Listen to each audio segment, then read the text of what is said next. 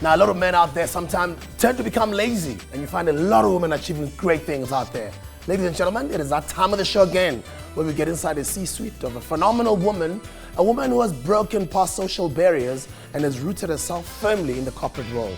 Let's go on that journey with Timothy Maurice Webster inside the C-suite. We at the offices of Fly Blue Crane to kick down the doors, go inside of the C-suite of Siza Mzimela, who is the founder and CEO of an exciting new airline. We're really inspired to be able to have a conversation with you about your Fly Blue Crane. Yes. Wow. So you've been working really hard behind the scenes. People don't realize to get an airline off the ground is like moving a mountain. Indeed, it is. It's taken us a good 18 months to get to our first flight, which was on the 1st of September.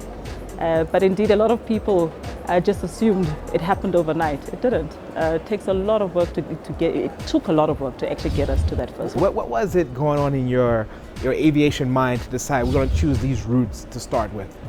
You know, I mean, it's the strangest thing. I mean, even when I was at SAA, I mean, people used to call me Mama Africa because at that time I was like so passionate about opening up the continent. So I've always been passionate in using the airline to open up routes and to actually grow the economies of the smaller towns. We saw, I mean, the opportunity to offer services to the underserved because they are, I mean, or were underserved until we actually started to operate routes such as the Bloemfonteins, Kimberley and Nelspruit. And I think that, I mean, it's just really just to with more frequency. We know, I mean, from experience that with more frequency, people fly more, okay? Yes. And besides, it also becomes a lot more affordable because, of course, it's a demand and supply. What do you enjoy most as an executive and as an entrepreneurial business mind? I think my personal, I mean, strength is really more in terms of the vision to actually see what is possible, when nobody else can see and think it's impossible to do it. So I always say to people, I'm a problem solver, okay?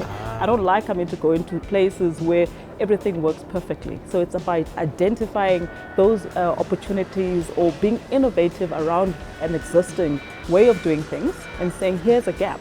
So I think I'm more the strategic, I mean, a thinker. Okay. And I do actually then surround myself with people who are very good at executing.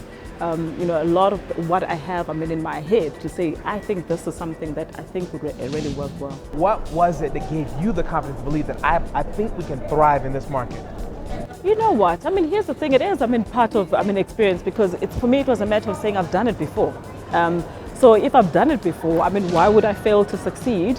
When now, as I said, there are no limitations in terms of how you get things done, okay?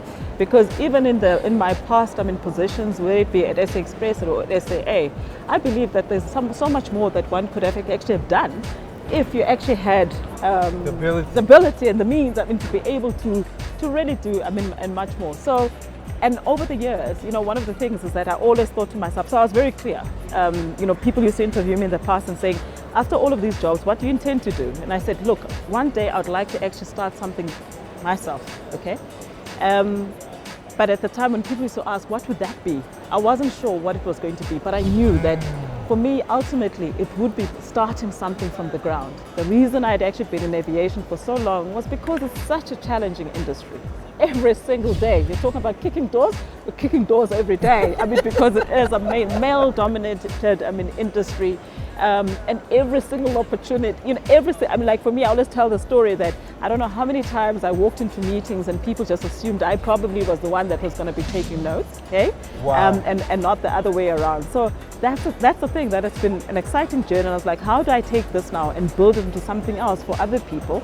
And for myself, where actually I get the real joy of saying, not only did I take something that was already working and try to fix it, but to actually build something from the ground and build it properly. Have the ability to build it properly, set it up properly from day one. What is it about being the need for the refinement that you feel is necessary for the industry?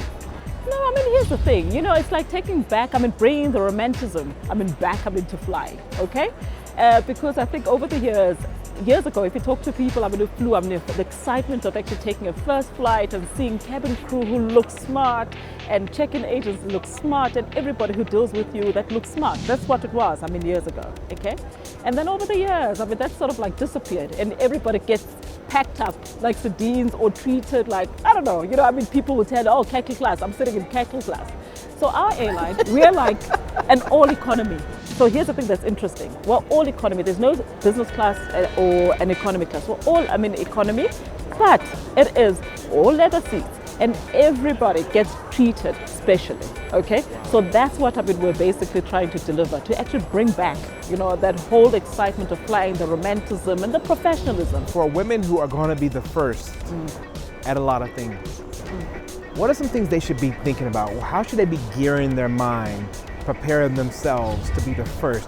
Whether they're going to start something, or they're going to be the first CEO, the first in the boardroom. What are 2 things they should think about? The first thing they should do, forget about the fact that you're going to be the first, okay?